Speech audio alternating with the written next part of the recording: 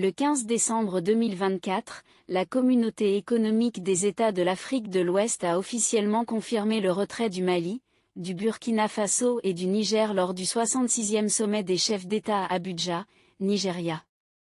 Ces trois pays, réunis dans l'Alliance des États du Sahel, avaient annoncé leur décision en janvier 2024, critiquant l'influence des puissances étrangères sur la CEDEAO et l'absence de soutien dans leur lutte contre le terrorisme. De plus, les sanctions économiques imposées par la CEDEAO avaient été dénoncées par les dirigeants de l'AES, issus de coups d'État. Malgré ces tensions, un dialogue a été maintenu entre les parties. Toutefois, les pays de l'AES ont persisté dans leur position et ont confirmé leur volonté de quitter l'organisation. Un délai supplémentaire de 6 mois a été accordé à ces pays pour revenir sur leur décision de retrait. Ce délai a été acté lors de la conférence finale du sommet, saluant les efforts diplomatiques des présidents du Sénégal, du Togo et de la CEDEAO, qui ont joué un rôle clé dans les négociations.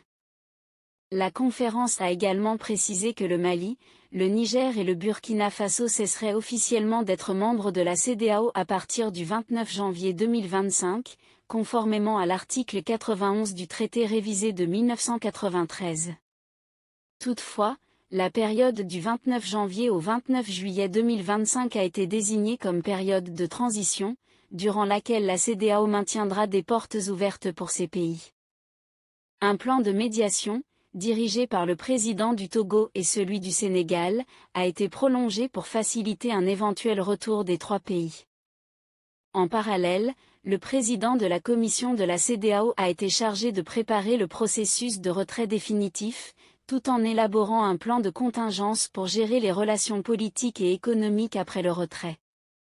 Dans ce cadre, la CEDEAO continuera de respecter les principes de son protocole sur la démocratie et la bonne gouvernance, notamment la tolérance zéro pour tout pouvoir anticonstitutionnel.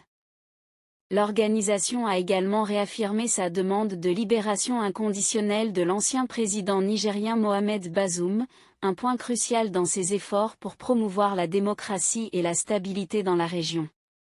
N'hésitez surtout pas à liker si vous avez trouvé ces informations utiles. Partagez votre avis avec nous dans l'espace des commentaires, et abonnez-vous à la chaîne pour ne rien rater de nos prochaines vidéos. Merci.